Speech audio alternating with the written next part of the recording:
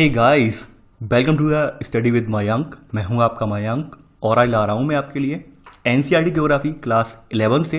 देखिए आपकी यहां पर बुक सेकंड चल रही है, भौतिक भूगोल के मूल सिद्धांत। इसी क्रम में आज आपका यहां पर अध्याय 13वां है, महासागरीय जल। तो आज यहां पर इसका अंतिम पार्ट 2 कवर करेंगे। तो चलिए स्टार्ट करते हैं आज का वीडियो।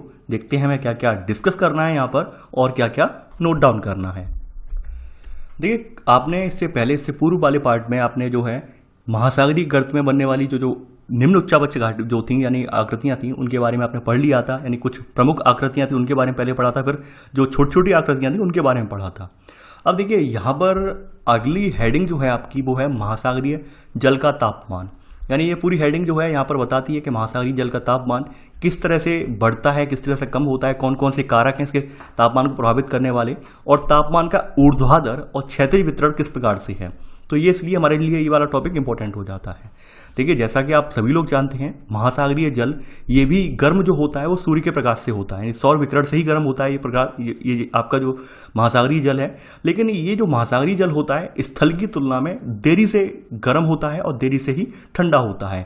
तो यहाँ पर आप लिख लेना इसमें, महासागरीय जल भूमि की तरह सौर ऊर्जा के द्वारा गर्म होते हैं और स्थल की तुलना में जल के तापन और शीतलन की प्रक्रिया धीमी होती है, यानी कि मंद गति से ये गर्म होते हैं और मंद गति से ही ये शीतल होते हैं। अब देखिए इसी में अगली जो आपकी हेडिंग पड़ेगी, सब हेडिंग है, इसमें जो तापमान के वितरण को प्रभावित करने वाले कारक हैं वो बताए गए हैं। कौन कौन से ऐसे कारक हैं जो तापमान के वितरण को प्रभावित करते हैं।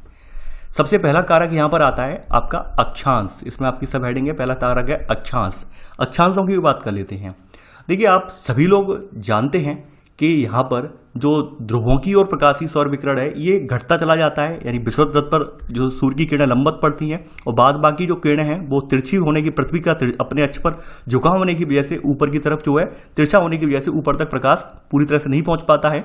ठीक है, और यहाँ पर क्या होता है, ये वाला जो समुद्र वाला हिस्सा है ठंडा रह जाता है, यानी यह प्रकाश नहीं पहुंचेगा तो ऑब्वियस सी बात है वो गर्म नहीं हो पाएगा और ऊपर का हिस्सा ठंडा रह जाएगा। तो यहाँ पर वही चीज हमें देखने को मिलती है, क्योंकि अक्षांश के अकॉर्डिंग जो है प्रकाश का वितरण होने की वजह से समुद्र जो होते हैं वो विषुवत वृत्त के निकट वाले ज्यादा गर्म होते हैं और ऊपर की तरफ और नीचे की तरफ यानी उत्तरी गोलार्ध में दक्षिणी गोलार्ध में आपको समुद्र जो है वो ठंडे मिलेंगे। तो यहाँ पर वही आप लिख लेना यहाँ पर कि ध्रुवों की ओर प्रवेशी सौर विकिरण की मात्रा घटने के कारण महासागरों के सतही जल का तापमान विषुवत पृष्ठ से ध्रुवों की ओर घटता चला जाता है। ये आप लिख लेना। अगली बात यहाँ पे बताई गई है, यानी सेकंड सब पॉइंट, यानी सेकंड यहाँ पे हेडिंग है, यहाँ पर है स्थल और जल का असमान वितरण। अब देखिए आपने मैप हम थोड़ा देख लेते हैं। यहाँ पर एक मैप दिया गया है, उस मैप को देख लेते हैं। देखिए यहाँ पर नीचे ये आपका 0 डिग्री यानी विषुवत पृष्ठ ये दिखाया गया है, यानी ये यहाँ पर नीचे जो यहाँ पर ये 0 डिग्री दिखाया गया है, विषुवत पृष्ठ दिखाया गया है। और हम इसे मैप को 2 हिस्सों में डिवाइड कर लेते हैं। इस तरह से हमने ये डिवाइड कर लिया मैप। तो आप देख पा रहे हैं यहाँ पर इस मैप में कि मोस्टली जो पोर्शन है, मोस्टली जो स्थल है वो आपका उत्तरी गोलार्ध में पड़ रहा है, यानी कि यहाँ उत्तरी गोलार्ध वाले पोर्शन में पड़ रहा है। दक्षिणी गोलार्ध में बहुत ही कम भूभाग है। तो आपने ये तो पढ़ा ही है, ये तो आपने जाना ही है कि स्थल जो होते हैं समुद्र की अपेक्षा जल्दी गर्म होते हैं। अब चूंकि ये जो ऊपर वाला पूरा उत्तरी गोलार्ध है, यहाँ पर जो महासागर हैं वो ज्यादातर क्या है, स्थलों के कांटेक्ट में है। तो इस वजह से यहाँ पर उत्तरी गोलार्ध वाले जो महासागर हैं इनका तापमान दक्षिणी गोलार्ध वाले महासागरों की तुलना में ज्यादा होता है, क्योंकि ये स्थल की जो गर्मी है उसको भी यहाँ पर साथ में झेलते हैं, स्थल की गर्मी को भी समायोजित करते हैं, इसलिए यहाँ पर इनका तापमान थोड़ा बढ़ जाता है। और यहाँ पर इनका तापमान क्योंकि स्थल ज्यादा नहीं है तो यहाँ पर इनका तापमान कम होता है। तो वो बात यहाँ पर बताई गई है। तो यहाँ पर आप इसमें अब आप लिख लेना स्थल एवं जल का असमान वितरण। तो यहाँ पर लिख लेना उत्तरी गोलार्ध के महासागर दक्षिणी गोलार्ध के महासागरों की अपेक्षा स्थल के बहुत बड़े भाग से जुड़े होने के कारण अधिक मात्रा में ऊष्मा प्राप्त करते हैं। अभी मैंने यहाँ पे एक्सप्लेन कर दिया है कि कैसे करते हैं, वो भी मैंने बता दिया आपको।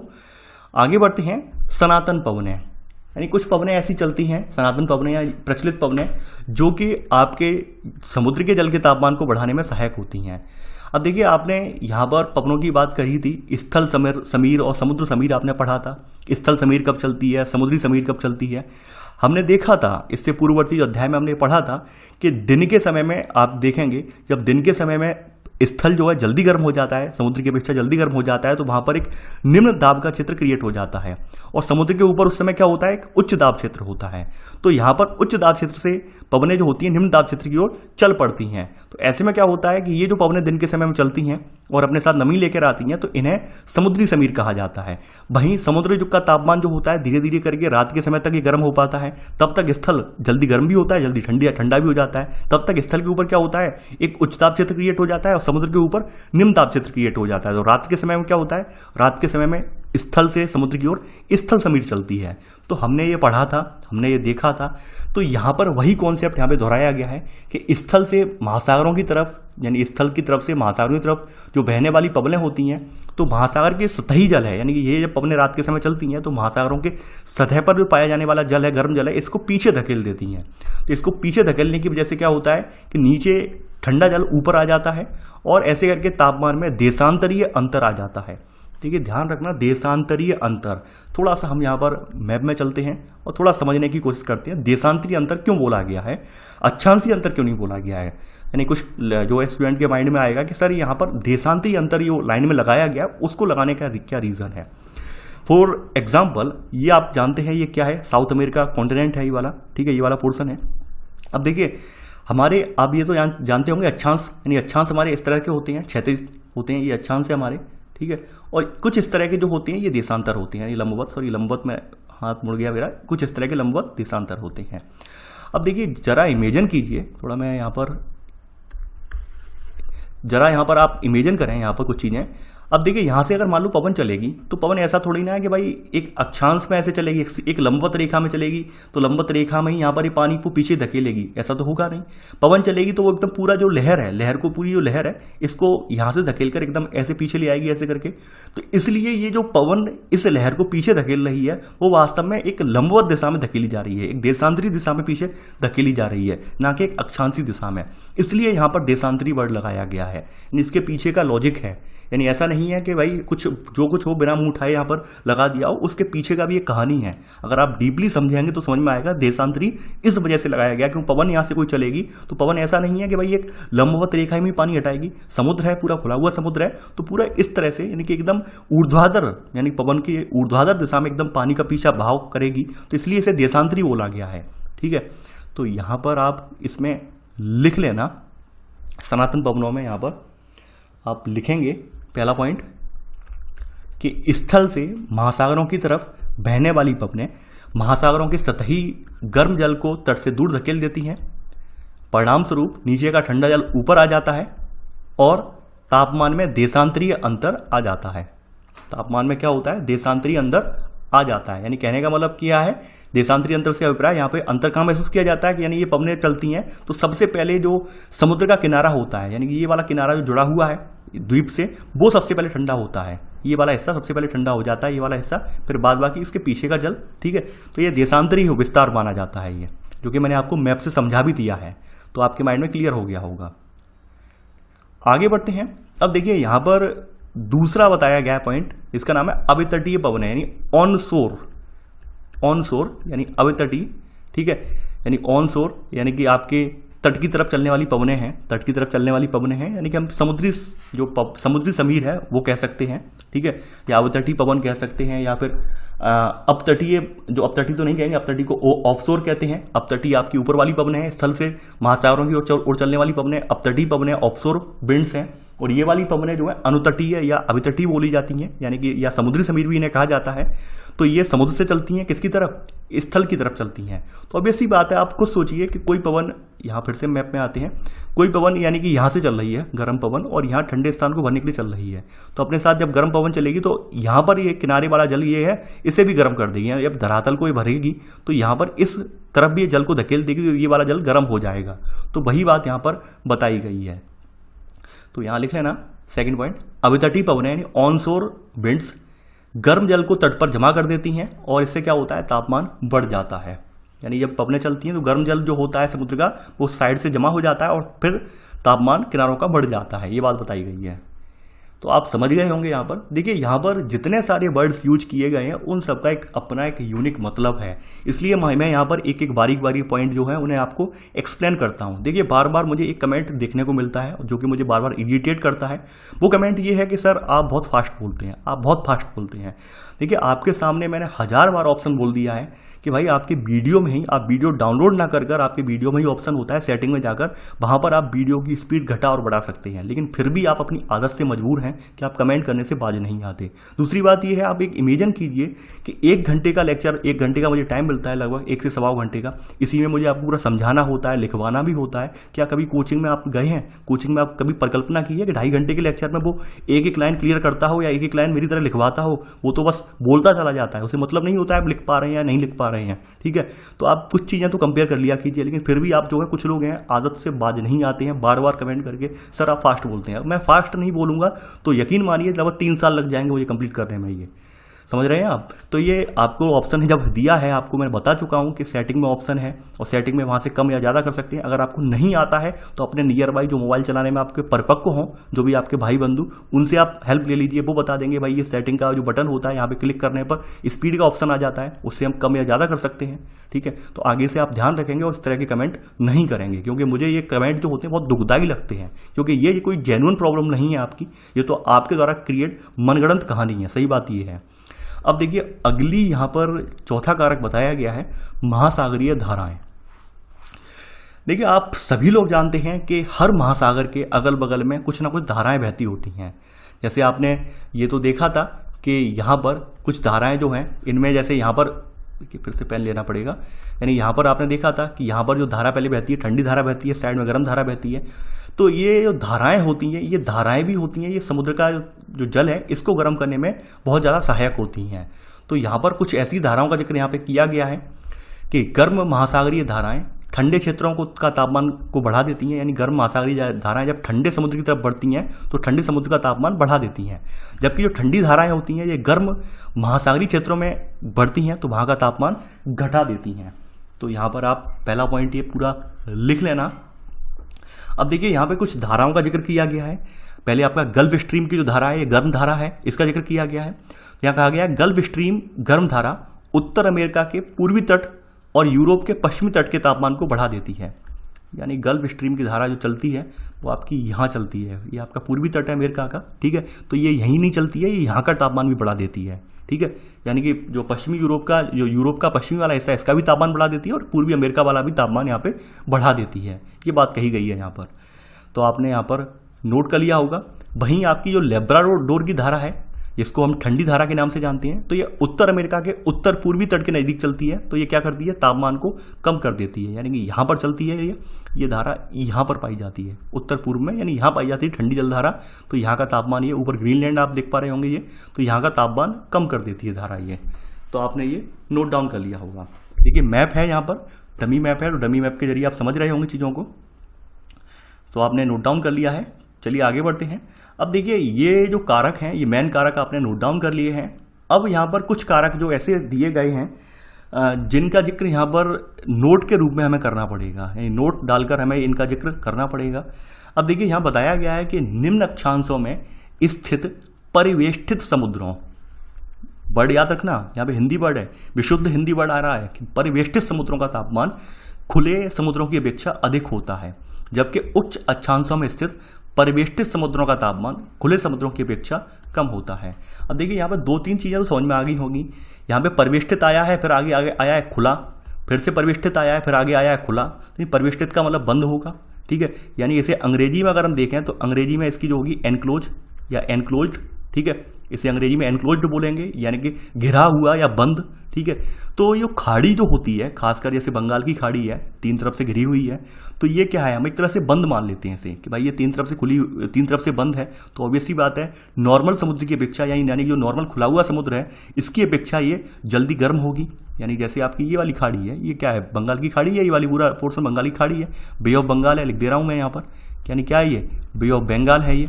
और ये जो बे ऑफ बंगाल है, ये नीचे इसके समुद्र हिंद महासागर है, इसकी तुलना में क्या है, एक सकरा, ठीक है, सकरी खाड़ी है, तो यानी बंद है, परिवेष्टित क्षेत्र है, 3 तरफ से घिरा हुआ क्षेत्र है ये। तो ऑब्वियसली बात है इसकी तुलना में जल्दी गर्म होगा, जल्दी गर्म होगा या नहीं होगा? बिल्कुल गर्म होगा जल्दी, और देर से ठंडा भी होगा ये, जबकि ये जल्दी ठंडा हो जाएगा। ठीक है, यानी कि ये बहुत बहुत मंद गति से गर्म होगा, मंद गति से ठंडा होगा। तो यहाँ पर क्या है कि भाई ये बहुत जल्दी ये गर्म हो जाएगा इसकी तुलना में। तो यहाँ पर वही बात बताई गई है कि कुछ खुले हुए क्षेत्र ऐसे होते हैं या कुछ बंद क्षेत्र ऐसे होते हैं जिनका तापमान कम और ज़्यादा होता है, तो वो उनके बारे में बताया गया है कि भाई ये निम्न अक्षांश हैं। निम्न अक्षांश आप जानते होंगे, 0 डिग्री के आसपास वाले जो अक्षांश होते हैं उन्हें निम्न अक्षांश बोला जाता है।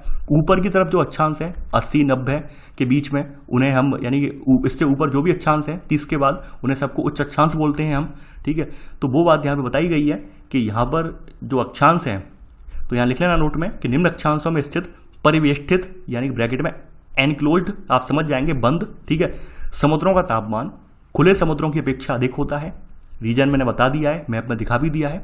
जबकि उच्च अक्षांशों में स्थित परिवेष्टित समुद्रों का तापमान खुले समुद्रों की अपेक्षा कम होता है, क्योंकि ऊपर जब क्या है, ऊपर जब बहुत ज़्यादा ठंड पड़ती है तो यहाँ पर क्योंकि पूरे बड़े से महासागर को ठंडा होने में काफ़ी लंबा टाइम लगेगा, और वहीं छोटा सा कोई सागर होगा, घिरा हुआ सागर होगा, वो जल्दी ठंडा हो जाएगा, वो जल्दी जम जाएगा। तो वो बात यहाँ पर लिखी गई है नोट के जरिए, तो आपने नोट डाउन कर लिया होगा।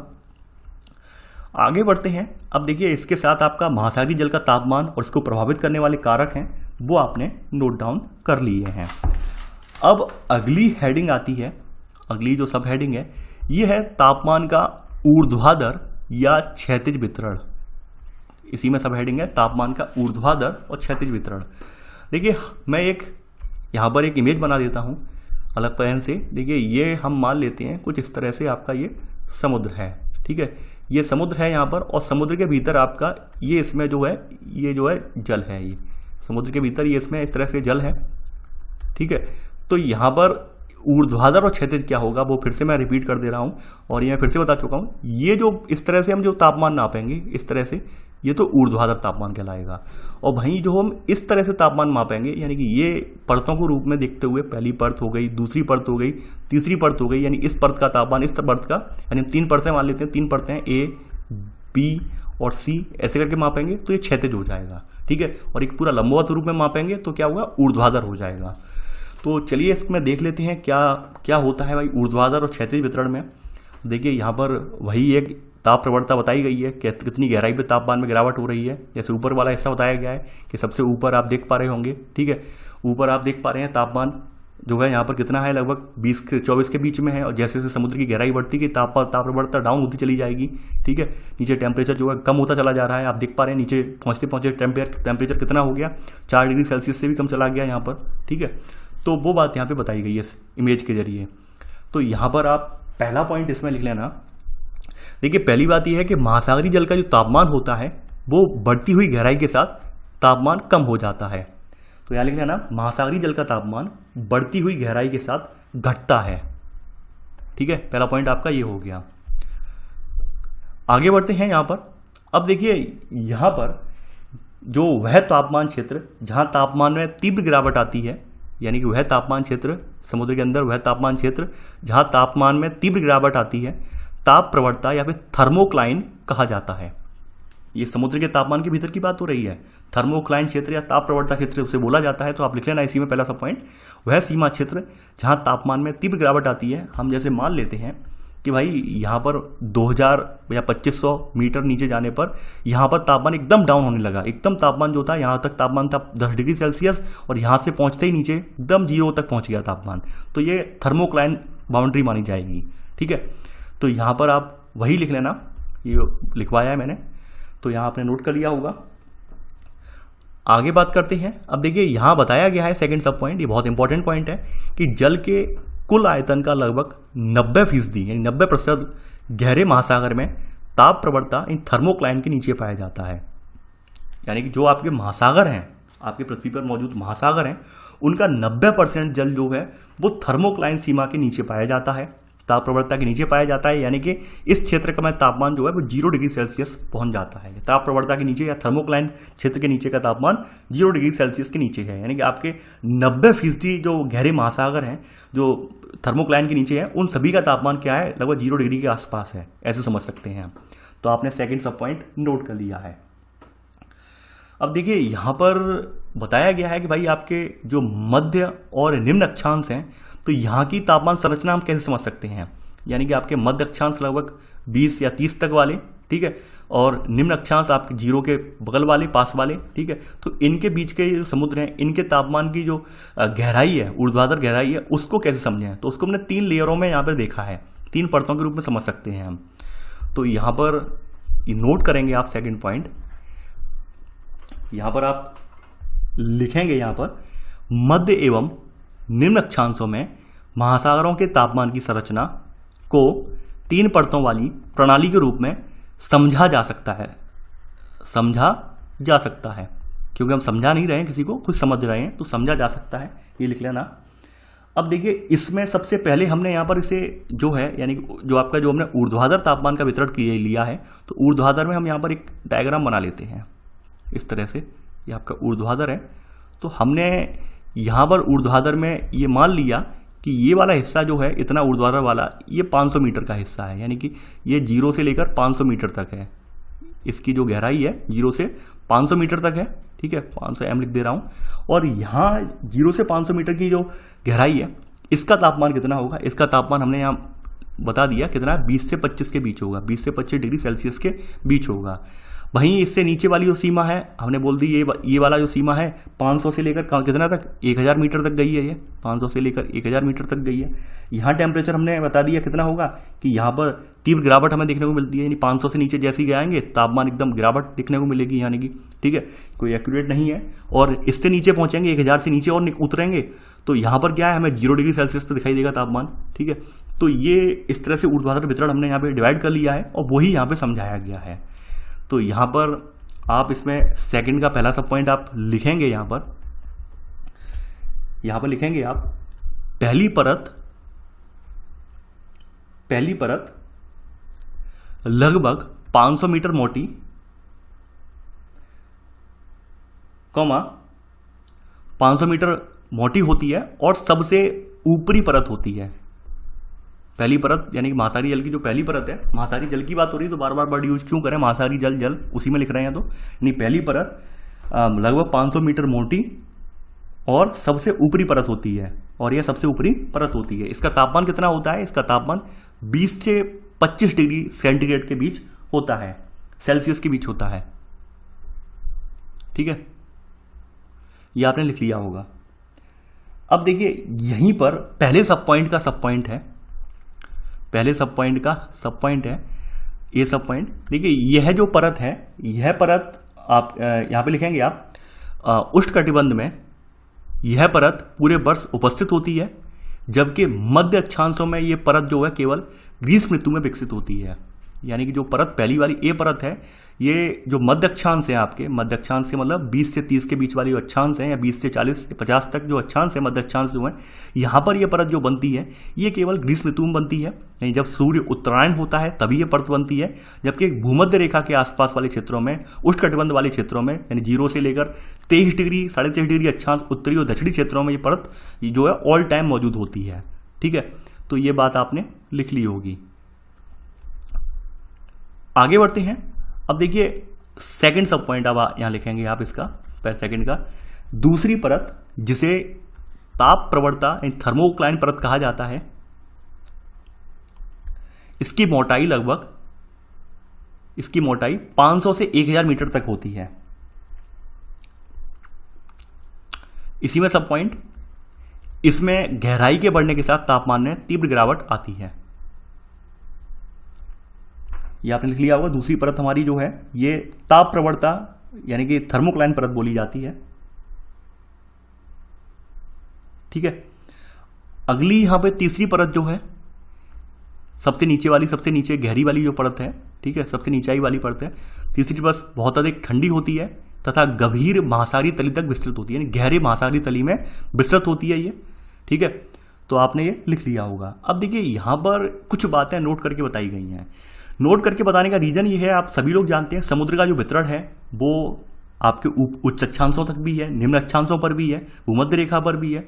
अब चूंकि भूमध्य रेखा वाला तो भाई बहुत जल्दी गर्म हो जाएगा, तो यहाँ पर आपको 3 लेयर देखने को मिल जाएंगी, 3 परतें देखने को मिल जाएंगी। अब चूंकि उच्च अक्षांशों वाले समुद्र हैं, चाहे उत्तरी गोलार्ध के हों दक्षिणी गोलार्ध के हों, वहां पर सूर्य का प्रकाश नहीं पहुंचता है प्रॉपर वे में, इसलिए वहां पर जो समुद्र है गर्म भी नहीं होता है। तो वहां पर लगभग समुद्र की सतह का पानी और नीचे जो गहराई वाला पानी उसका टेम्परेचर लगभग समान बना रहता है। यानी कहने का मतलब यहाँ पर ये नोट में ये बताया गया है कि भाई ऊपर की जैसे अक्षांशों में बढ़ते जाएंगे तो वहां पर हमें ये 3 लेयर देखने को नहीं मिलेंगी। ताप प्रवणता वाली ये 3 लेयर हम देख रहे हैं टेम्परेचर वाली, वो 3 लेयर नहीं मिलेंगी, वहां पर हमें केवल एक ही लेयर मिलेगी। तो यहां पर आप नोट कर लेना है, इसमें आप नोट करेंगे आप यहां पर आर्कटिक एवं अंटार्कटिक के वृत्तों में, आर्कटिक मतलब उत्तरी गोलार्ध में और अंटार्कटिक मतलब दक्षिणी गोलार्ध में सतही जल का तापमान 0 डिग्री सेंटीग्रेड के निकट होता है। यहां ठंडी पानी की केवल एक ही परत पाई जाती है जो सतह से गंभीर महासागरीय तली तक विस्तृत होती है। यानी सतह है, सतह से सरफेस से लेकर गंभीर यानी गहरे महासागरीय तली जो है यहाँ पर, वहां तक इसका टेम्परेचर समान होता है। ठीक है, ये खास बात होती है, ये ध्यान रखना। यानी कि समूचे समुद्र का जो आप अगर कहीं पूछ लिया जाए, समूचे समुद्र में 3 परतें होती हैं, समूचे यानी पूरे समुद्र में नहीं होती हैं, पूरे विश्व के समुद्रों में 3 परतें नहीं होती हैं, केवल विषुवत वृत्त के निकट वाले समुद्र जो होते हैं उष्णकटिबंध वाले, वहां पे 3 परत होती हैं। और ऊपर यानी कि जैसे बताया मध्य अक्षांशों परत जो है केवल गर्मी के दिनों में बनती है, उससे ऊपर परत केवल एक ही परत होती है, क्योंकि वहां पर ऊपर का जल यानी सतह का जल और नीचे जो तली का जल है वो लगभग सेम टेम्परेचर का होता है। तो ये नोट करके आपने लिख लिया होगा। आगे बढ़ते हैं। अब देखिए यहां पर अगला पॉइंट यहां बताया गया है। अब आपने देखिए सेकंड पॉइंट और सेकंड के 3 सब पॉइंट लिख लिए थे, नोट डाल लिया था। अब तीसरा पॉइंट यहां पे कहा गया है, तीसरा पॉइंट है आपका महासागरों की सतह के जल का जो औसत तापमान होता है वो लगभग 27 डिग्री सेल्सियस होता है। और ये जो तापमान है विषुवत वृत्त से ध्रुवों की ओर क्रमिक ढंग से कम होता जाता है। विषुवत वृत्त पर सबसे ज्यादा तापमान आपको देखने को मिलेगा 27 डिग्री सेल्सियस के करीब मिलेगा, और जैसे जैसे आप ऊपर और नीचे बढ़ते जाएंगे तापमान में गिरावट आती जाती है, यानी क्रमिक परिवर्तन आता जाता है। तो यहां पर लिख लेना आप तीसरा पॉइंट। आगे बढ़ते हैं। अब देखिए बताया गया है कि भाई जैसे जैसे आप अक्षांश दर अक्षांश ऊपर बढ़ते हैं, जैसे आप मान लेते हैं कि भाई ये 0 डिग्री विषुवत वृत्त अक्षांश है, इसके ऊपर 1 डिग्री अक्षांश है, इसके ऊपर 2 डिग्री अक्षांश है, ठीक है, नीचे भी इसी तरह से 1 डिग्री अक्षांश 2 डिग्री अक्षांश, ठीक है। तो यहाँ बताया गया है पहला सब पॉइंट में कि बढ़ते हुए अक्षांशों के साथ तापमान के घटने की दर जो है सामान्यतः प्रति अक्षांश 0.5 डिग्री से होती है। यानी हम 0 डिग्री से 1 डिग्री अक्षांश पर जैसे ही जाते हैं और 1 डिग्री अक्षांश के समुद्र को हम जैसे ही हम समुद्र का तापमान चेक करते हैं तो यहाँ की तुलना में यहाँ के तापमान में 0.5 डिग्री सेल्सियस की गिरावट हमें देखने को मिलती है। तो उस आधार पर बताया गया है जैसे जैसे आप ऊपर बढ़ते जाएंगे तापमान में गिरावट इसी तरह देखने को मिलती चली जाएगी आपको, ठीक है। यानी जो जो विषुवत वृत्त वाला तापमान है उसकी तुलना में वहाँ का तापमान इतना कम होता चला जाएगा, ठीक है। तो यहाँ पर आपने लिख लिया होगा पहला सब पॉइंट। आगे बढ़ते हैं। अब देखिए यहाँ पर कुछ बताया गया है, जैसे औसत तापमान की दर बताई गई है। औसत तापमान 20 डिग्री अक्षांश पर लगभग 22 डिग्री सेल्सियस मिलता है, वहीं 40 डिग्री अक्षांश पर 14 डिग्री सेल्सियस, ध्रुवों के नज़दीक 0 डिग्री सेल्सियस होता है। यह आप लिख लेना, ध्रुवों वाला तो अभी आप देख चुके हैं। आगे बढ़ते हैं। अब देखिए ये जो अगला पॉइंट है वैसे अभी मैंने डिस्कस किया है, लेकिन यहां पर आप एक बार फिर से आप इसे लिख लीजिए स्पष्ट रूप में। उत्तरी गोलार्ध के महासागरों का तापमान दक्षिणी गोलार्ध की अपेक्षा अधिक होता है। अधिक होने का रीजन मैंने बताया था क्योंकि मोस्टली जो आपका धरातल है, मोस्टली आपका जो आपका महाद्वीप हैं वो आपके उत्तरी गोलार्ध में स्थित हैं। तो उत्तरी गोलार्ध के जो महाद्वीप है, महाद्वीप वाला पोर्शन जल की अपेक्षा जल्दी गर्म होता है। तो ये जो गर्मी होती है वो आपके समुद्र इसके आसपास के मौजूद समुद्र जल को भी प्रभावित करती है। इसलिए ये आपका जो उत्तरी गोलार्ध वाला समुद्र का जल है वो दक्षिणी गोलार्ध वाले समुद्र के जल की तुलना में ज़्यादा गर्म होता है। यानी ये वाला जल ज़्यादा ठंडा मिलेगा और ये इसकी तुलना में गर्म से मतलब ऊपर होता ठंडा ही है, लेकिन इसकी तुलना में इतना ठंडा नहीं होता है। मान लेते हैं यहाँ पर कभी कभी माइनस तक में चला जाता है टेम्परेचर, लेकिन यहाँ जो है इससे कम ही रहता है, ठीक है। यानी ठंडा तो यहाँ पर भी रहता है। अब ये कहेंगे सर यहाँ पर भी जमे हुए क्षेत्र हैं, जमे हुए रहते हैं, मालूम है मुझे, लेकिन इतने ज़्यादा नहीं है, ठीक है। कहने का मतलब राइटर का यहाँ पर ये है, तो यहाँ पर आपने लिख लिया होगा। अब देखिए नोट करके आप एक बात और बताई गई है, तो उस बात पर थोड़ा आप अगर अपना प्रकाश डालेंगे तो ज़्यादा बेटर रहेगा। वो बात ये बताई गई है कि भाई इस बात की देखिए, ये बहुत सारी जो लॉजिक है, अगर आप पूर्ववर्ती जो टॉपिक आपके माइंड में क्लियर है तो आपके माइंड में ये सारे टॉपिक क्लियर होते चले जाएंगे, और पूर्ववर्ती जो आप पढ़े हुए टॉपिक हैं वो क्लियर नहीं है तो यकीन मानिए नए टॉपिक आपको समझने में बड़ी दिक्कत जो क्रिएट करेंगे। तो यहाँ पर वही बताया गया है कि भाई उच्चतम तापमान हमें हमेशा विषुववृत्त पर नहीं देखने को मिलता है, बल्कि इससे कुछ उत्तर की तरफ दर्ज किया जाता है। समझने वाली बात है। नोट को फिर से हम मैप में आते हैं कि जो उच्चतम तापमान है, एकदम हाई टेम्परेचर जो है समुद्र का, वो हमें विषुववृत्त पर देखने को नहीं मिलता है। यानी वो हमें जो विषुववृत्त है उस पर वो हमें देखने को नहीं मिल रहा है, वो हमें कहाँ देखने को मिल रहा है, ठीक है, वो हमें देखने को मिलता है आपका कहाँ पर, इससे जरा सा ऊपर, ये विषुववृत्त है इससे थोड़ा सा ऊपर देखने को मिलता है। ऐसा क्यों है? क्योंकि पृथ्वी जो है अपने अक्ष पर 6.5 डिग्री झुकी हुई है। झुकी होने के कारण आप देख पा रहे हैं कि विषुववृत्त पर भी अगर स्पष्ट रूप से देखें तो वहां पर भी सूर्य का प्रकाश एकदम सटीक सीधा नहीं होता है, हल्का तिरछा सा रहता है। तो उसी वजह से बताया गया इसके ऊपर वाले अक्षांश ज्यादा गर्म होते हैं अपेक्षाकृत विषुववृत्त के, ठीक है। तो ये डिफरेंस इसलिए क्रिएट होता है, तो वो डिफरेंस को बता दिया गया है, तो नोट करके आप इसे लिख लेना। अब देखिए, आपने ऊपर ऊर्ध्वाधर और ये वाला तीसरा वाला क्षैतिज तापमान के बारे में था। क्षैतिज और ऊर्ध्वाधर दोनों ही आपने काउंट कर लिए, दोनों ही आपने लिख लिए हैं, ठीक है। ये क्षैतिज वाला है, ध्यान रखना, ये क्षैतिज वाला है, ठीक है। ये क्षैतिज वाला था क्योंकि हम सतह का केवल काउंट कर रहे हैं, नीचे की परतों का काउंट नहीं कर रहे हैं, सतह सतह का कर रहे हैं, ठीक है। ये क्षैतिज वाला था, ये ध्यान रखना आप, ठीक है। आगे बढ़ते हैं यहां पर। अब देखिए अगली हेडिंग है, ये है महासागरीय जल की लवणता।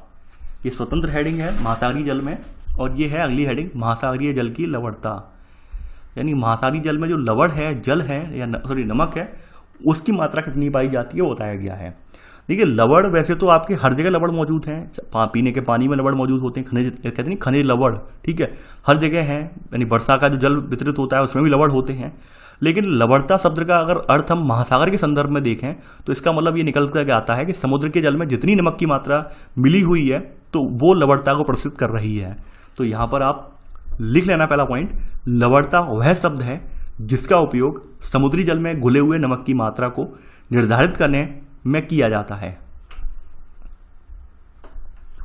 पहला पॉइंट आपने लिख लिया होगा कि लवणता वह शब्द है जिसका उपयोग समुद्री जल में घुले हुए नमक की मात्रा को निर्धारित करने में किया जाता है। देखिए महासागरीय जल की लवणता पर से आपके यूपीएससी एग्जाम में एक प्रश्न आया है, और ये प्रश्न आया है सन 2002 या 2003 के बीच के पेपर में आया है। ये मुझे एग्जैक्ट साल याद नहीं है, लेकिन 2000 से लेकर सन 2000 से लेकर 2005 के पेपर अगर आप उठा के देखेंगे तो वहां पर लवणता वाला प्रश्न आपको देखने को मिल जाएगा। स्टेट पीसीएस में ये वाला जो प्रश्न है लवणता से, ये काफी बार पूछा गया है। आपके विभिन्न स्टेट पीसीएस एग्जाम होते हैं, वहां पर लवणता वाला प्रश्न काफी बार पूछा गया है कि कहाँ पर सबसे ज्यादा पाई जाती है, ठीक है। तो ये ऐसा नहीं है कि एनसीईआरटी में से आए नहीं, बहुत सारा कंटेंट आया हुआ है, मैं इंगित कर देता हूँ ताकि आपका ध्यान चला जाए। कि कुछ लोग तो कहते हैं सर आप पूरा लिखवाते हैं कि पूरा आया है, इसलिए इसे छोड़ नहीं सकते हम। तो यहाँ पर पहला पॉइंट आपने नोट कर लिया होगा। आगे बढ़ते हैं। अब देखिए इसी में सब पॉइंट लिख लेना आप। देखिए इसका परिकलन यानी इसका जो आकलन या परिकलन जो करते हैं वो 1000 ग्राम यानी 1 किलोग्राम समुद्री जल में घुले हुए नमक, यानी 1000 ग्राम जल में जितना नमक घुला हुआ होगा ग्राम में, उसकी मात्रा के द्वारा इसका निर्धारण हम परिकलन किया जाता है, ठीक है। अब बताया गया है कि भाई सेकंड सब पॉइंट आप नोट कर लेना यहाँ पर, इसे प्राय प्रति 1000 भाग, ठीक है, परसेंटेज और इसके बाद जीरो लगा हुआ है, यानी हम काउंट करते हैं कि जीरो मात्रा होगी जीरो से, और जीरो से ऊपर जो भी मात्रा होगी वो क्या है, वो पूरा परसेंटेज में काउंट कर लेते हैं, या पीपीटी के रूप में, पार्ट पर 1000 के रूप में व्यक्त किया जाता है। लिख लेना इसे प्राय प्रति 1000 भाग, ठीक है, या पीपीटी पार्ट पर 1000 के रूप में व्यक्त किया जाता है। तो आपने ये नोट डाउन कर लिया होगा। आगे बढ़ते हैं। अब देखिए यहां पर अगर हम जनरली देखें केवल औसत रूप में, तो यहां बताया गया है, यहां पर सेकंड पॉइंट 24.7% की लवणता को खारे जल को सीमांकित करने का उच्च सीमा मान माना गया है। यानी जो आपके नॉर्मल समुद्र है उनका औसत लवणता मान माना गया है वो 24.7%, ठीक है, पर जो है यानी कि पार्ट पर 1000, ठीक है, ये इसे उच्च सीमा माना गया है, ठीक है, कि इससे ज़्यादा आपके नॉर्मल समुद्र हैं जो बृहद समुद्र हैं वो ज़्यादा इससे ज़्यादा खारे नहीं हो सकते हैं, ऐसा कहा गया है। यानी बृहद समुद्र, मैंने वर्ड यूज किया है उस पर ध्यान देना, बृहद मतलब पूरा बड़े बड़े समुद्र हैं उनकी बात कही गई है। औसत यहाँ पे लवणता बताई गई है ये। अब कुछ ऐसे क्षेत्र भी होते हैं जहाँ पर लवणता बहुत ज़्यादा होती है, उनका जिक्र यहाँ पर किया गया है, वो भी मैं लास्ट में लिखवाऊंगा। जैसे ये वाले क्षेत्र हैं तीनों, और ये क्षेत्र पूछे गए हैं।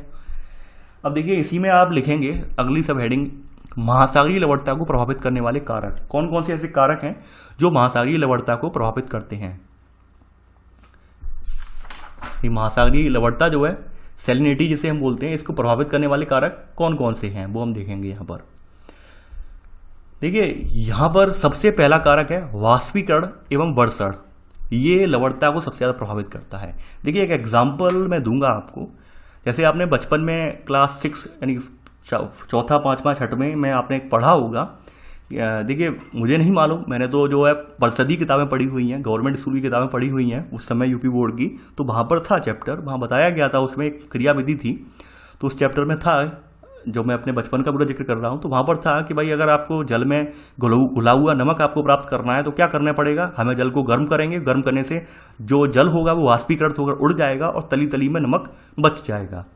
तो हम इस बात को समझ सकते हैं, इस बात को यहाँ पे कोरिलेट कर सकते हैं कि जहाँ पर वाष्पन सबसे ज़्यादा होगा वहाँ के जल में सबसे ज़्यादा नमक पाया जाएगा।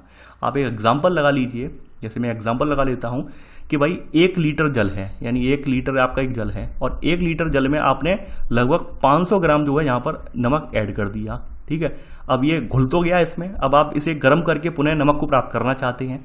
तो आप जब गर्म करेंगे और मान लेते हैं 1 लीटर में से क्या, इस 1 लीटर जल में से 500 ml जल जो था, 500 मिलीलीटर जल जो था वो वाष्पीकृत हो गया। 500 ml में 500 ग्राम नमक जो वो रह जाएगा बाद में। 500 ml में जो है 500 ग्राम नमक ये रह जाएगा। तो अब आप अनुमान लगाइए कि 500 ml तो ऊपर उड़ गया, अब बचा हुआ जल है, इसमें क्या होगा, इसमें लवणता ज़्यादा ही तो होगी, कम थोड़ी ना होगी, इसमें लवणता और बढ़ जाएगी। तो वही बात बताई गई है यहाँ पर कि भाई जब वाष्पीकरण सबसे ज़्यादा होता है तो वहाँ पर लवणता भी बढ़ जाती है। ये बात यहाँ पर लिखी हुई है। तो यहाँ पर आप पहला कारक लिख लेना कि जल की लवणता, यहाँ पे लिख लेना आप इसी में सब पॉइंट, लवणता यहाँ पर सॉरी इस तरह से लिख लेना, लवणता मुख्यतः वाष्पीकरण और वर्षण पर निर्भर करती है। वाष्पीकरण कितना हो रहा है और वर्षण कितना हो रहा है उस पर यह निर्भर करती है। ठीक है, अगली बात है, यानी अगला कारक जो है तटीय क्षेत्र जो है आपके, तटीय क्षेत्रों में चूंकि नदियां वगैरह आकर अपना जल गिराती हैं। ठीक है, लिख लेना तटीय क्षेत्रों में सतह के जल की लवणता नदियों के द्वारा लाए गए ताजे जल तथा ध्रुवीय क्षेत्रों में बर्फ के जमने और पिघलने की क्रिया से सबसे अधिक ये प्रभावित होती है। तटीय क्षेत्रों में क्या होता है कि नदियां अपना जल गिराती हैं, साफ जल गिराती हैं, ऊपर से जो ग्लेशियर वगैरह हैं या फिर हिमनद वगैरह हैं वो पिघलते हैं तो उनका जल आकर मिल जाता है। तो इस वजह से, क्योंकि वो तो जल मीठा होता है, साफ जल होता है, जो वो जल अब आखिर में मिलता है तटवर्ती इलाकों में, तो वहाँ का खारापन जो होता है कम हो जाता है, क्योंकि यहाँ पे साफ पानी भी आके मिल गया है इस वजह से। तो आपने ये नोट कर लिया होगा। अगला यहाँ पे पॉइंट बताया गया है पवन। देखिए पवनें जब चलती हैं तो पवनें चलने की वजह से जल एक स्थान से दूसरे स्थान पर स्थानांतरित होता है, ऐसे करके भी लवणता जो है वो प्रभावित होती है। चौथा कारक है महासागरीय धाराएं। ये भी भिन्नता उत्पन्न करने में सहयोग करती हैं, क्योंकि गर्म ठंडा जल, यानी गर्म जल होगा तो वहाँ पर लवणता ज़्यादा देखने को मिलेगी, ठंडा जल होगा वहाँ पर लवणता में कम देखने को मिलेगी। तो ये भी यहाँ पर क्रिएट करती हैं। ठीक है, यानी ये भी प्रभावित करती हैं। अब देखिए नोट करके लिख लेना, ये जो है ना प्रश्न, ये मोस्ट इंपॉर्टेंट है। मैं फिर से बोल दे रहा हूँ, ये जो है ना आंकड़ा आपका, ये मोस्ट इंपॉर्टेंट है। पता नहीं कितने एग्जाम में पूछा गया है, ये पता नहीं कितने एग्जाम में पूछा गया है। अगर आप एक एक पेपर उठा के देखेंगे तो लगभग आपको 30-40 जगह देखने को मिल जाएगा। मैं बता रहा हूँ, जितने स्टेट जो आपके नियर बाई हैं तो उन स्टेटों के आप पेपर प्रीवियस ईयर के उठा के देखेंगे, यानी स्टेट पीसीएस एग्जाम में लोअर पीसीएस अपर पीसीएस देखेंगे उठा के, उनमें आपको 30-40 बार ये देखने को मिल जाएगा। ठीक है, इसलिए मैंने यहाँ पे मोस्ट इंपॉर्टेंट लगाया है। उच्चतम लवणता वाले क्षेत्र, सबसे ज़्यादा लवणता कहाँ पाई जाती है? सबसे ज़्यादा लवणता वाला क्षेत्र टर्की की वान झील, इसके बाद आती है मृत सागर में डेड सी। ठीक है, यानी इनमें कोई डूब नहीं सकता है, आपने सुना होगा ये। इसके बाद तीसरे नंबर पर आता है ग्रेट साल्ट लेक, इसमें 220% है। ठीक है, तो ये लिख लेना आप, ये मोस्ट इंपॉर्टेंट है। कितनी बार पूछा गया है आप उठा के देखेंगे पेपर, आपको समझ में आ जाएगा। ठीक है, तो ये तो आपने लवणता के बारे में पढ़ लिया। अब देखिए लवणता का जो वितरण है इसके बारे में भी बताया गया है, क्षैतिज और ऊर्ध्वाधर। क्षैतिज का मतलब आप जानते हैं ऐसे में समुद्र में नमक कितना मिला हुआ है, ऐसे जो बह रहा होगा जल ऊपर क्षैतिज अवस्था में बह रहा होगा तो उसमें जल नमक कितना होगा। इस तरह से जो परतें होंगी समुद्र के अंदर तक, उनमें जल कितना, उनमें नमक कितना होगा, ऊपरी परत में, निचली परत में। ठीक है, तो वही यहाँ पे बताया गया है, लवणता का क्षैतिज वितरण और फिर लवणता का ऊर्ध्वाधर वितरण, दोनों वितरण आपको लिखने पड़ेंगे। तो अगली सब हेडिंग आप डालेंगे लवणता का क्षैतिज वितरण। अगर हम सामान्य स्तर पर बात कर लें तो सामान्य खुले महासागर जो होते हैं तो इनके ऊपर की जो परत है इसमें लवणता 33% से लेकर 37% के बीच होती है, ये आप लिख लेना। अब देखिए कुछ सागरों का जिक्र किया गया है और बताया गया है कि भाई उन सागरों में कितनी कितनी लवणता है वो बताया गया है। अब देखिए इसके लिए सबसे अच्छी बात यह है कि जिन जिन सागरों के नाम लिए गए हैं मेरे लिए अभी पॉसिबल नहीं है कि मैं आपको एक एक सागर यहाँ पर मैप पे दिखा पाऊँ। आप लोग ऑक्सफोर्ड एटलस या फिर अपने मोबाइल में गूगल मैप ऑन कर लेना और इन सागरों को आप देख लेना। लाल सागर है तो रेड सी के नाम से जाना जाएगा, ठीक है। वैसे आप रेड सी को देख चुके हैं, स्वेज नहर यहीं से जाती है। तो ये सब सागर अब वैसे तो आपको चिरपरिचित हैं, आप इनसे जानते अवगत हैं, लेकिन एक बार मैं ये चाहता हूं कि आप ये लिखते टाइम पर अपने मोबाइल पर या ऑक्सफोर्ड एटलस में देख लेना कि कहाँ कहाँ पढ़ रहे हैं, तो आपके माइंड में चीज़ें और स्पष्ट हो जाएंगी कि भाई ये सागरों के आसपास कौन से देश मौजूद हैं, किन किन से घिरे हुए हैं। इसलिए मैं यहाँ पे कह रहा हूँ। तो यहाँ पर आप लिख लेना इसी में सब पॉइंट, इसी में लिख लेना आप चारों तरफ स्थल से घिरे लाल सागर में यह 41% तक होती है। दूसरी बात, जबकि आर्कटिक में या फिर ज्वार नदबुक यानी एस्चुअरी, यहाँ पर एस्चुअरी क्या होता है, यहाँ पर खारे जल में साफ जल आके डायरेक्ट मिल जाता है, उसे एस्चुअरी बोलते हैं। एस्चुअरी ये संरचना बन जाती है, तो वहाँ पर 0 से लेकर 35% के बीच पाई जाती है, ये आप लिख लेना, ठीक है। अगला पॉइंट यहाँ लिख लेना, यहाँ पर सेकेंड पॉइंट देखिए, गर्म और शुष्क क्षेत्रों में जहाँ बाष्पीकरण बहुत ज़्यादा होता है, मैंने एग्जाम्पल भी दिया था बाष्पीकरण वाला, ठीक है, वहाँ पर लवणता जो होती है 70% तक पहुँच जाती है, कभी कभी 70% तक पहुँच जाती है। अब देखिए आप सभी लोग जानते हैं कि प्रशांत महासागर सबसे बड़ा है, तो प्रशांत महासागर में लवणता जो है इसके आकार और क्षेत्र के अकॉर्डिंग जो है बट गई है, ठीक है, इसमें भिन्नता देखने को मिलेगी हमें। तो थर्ड पॉइंट आप लिख लेना यहाँ पर, प्रशांत महासागर के लवणता में भिन्नता मुख्यतः इसके आकार एवं अधिक क्षेत्रीय विस्तार के कारण है। अब देखिए यहाँ पर वैसे उत्तरी गोलार्ध का जिक्र किया गया है, इतना हमें डीपली नहीं जाना है, मेन जो कारक है वो देख लेते हैं। चौथा पॉइंट यहाँ आप नोट कर लेना। अब देखिए अटलांटिक जो महासागर है इसकी औसत लवणता 36% है, 36% है। अटलांटिक ओशियन जो है इसकी औसत लवणता 36% है, नोट कर लिया होगा आपने। आगे बढ़ते हैं। अब देखिए पांचवा पॉइंट आप नोट करेंगे यहाँ पर, यहाँ बताया गया है कि सबसे ज़्यादा लवणता जो होती है वो किन किन अक्षांशों में देखने को मिलती है, 15 से 20 डिग्री अक्षांश, क्योंकि यहाँ पर सूर्य का प्रकाश लंबवत पड़ता है तो इनके बीच ये दर्ज की गई है। यानी कि उच्च अक्षांशों में लवणता 15 से 20 डिग्री के बीच यहाँ पर सबसे ज़्यादा लवणता जो सागर में हमें देखने को मिलती है। यानी लवणता का वितरण भी समान नहीं है, यानी कि यहाँ पर लगभग 20 और यहाँ पर लगभग लवणता जो है इन दोनों क्षेत्रों में यहाँ सबसे ज़्यादा देखने को मिली है। यानी यहाँ पर जो क्षेत्र यहाँ मौजूद होंगे इन सब भी पर जो है लवणता सबसे ज़्यादा देखने को मिली है, ठीक है। तो आप यहाँ पे पहला पांचवा पॉइंट नोट कर लिया होगा। अब देखिए अधिकतम लवणता वाले अक्षांश और जो है यहाँ पर दिशाओं का जिक्र किया गया है। अधिकतम लवणता आपकी जो है 20 डिग्री उत्तरी एवं 30 डिग्री उत्तरी, इसके अलावा 20 डिग्री पश्चिमी और 60 डिग्री पश्चिमी इनके बीच पाई जाती है। यानी कि 20 डिग्री उत्तरी गोलार्ध, 30 डिग्री उत्तरी गोलार्ध, ठीक है। और इनके 20 डिग्री देखिए ध्यान से देखना, यानी कि हमने मान लिया ये ऊपर 3.5 डिग्री है कर्क रेखा, तो ये जो रेखा है 20 डिग्री वाली हो गई, 20 डिग्री, ठीक है, ये वाली रेखा है नॉर्थ वाली, ठीक है। तो यहाँ बताया गया 20 डिग्री उत्तरी गोलार्ध, यानी 20 डिग्री उत्तरी गोलार्ध के कहाँ पर पाई जाएगी ये 20 डिग्री उत्तरी गोलार्ध या 30 डिग्री उत्तरी गोलार्ध, यानी इनके बीच में, ठीक है। अब इसके पश्चिम में जो भी सागर इसके पड़ते होंगे यहाँ पर इस वाले क्षेत्र में, इस क्षेत्र में, तो यहाँ पर उच्च लवणता आपको देखने को मिलेगी, ये बात यहाँ पे कही गई है। अब देखिए यहाँ पे आगे बढ़ते हैं। छठवां पॉइंट है आपका,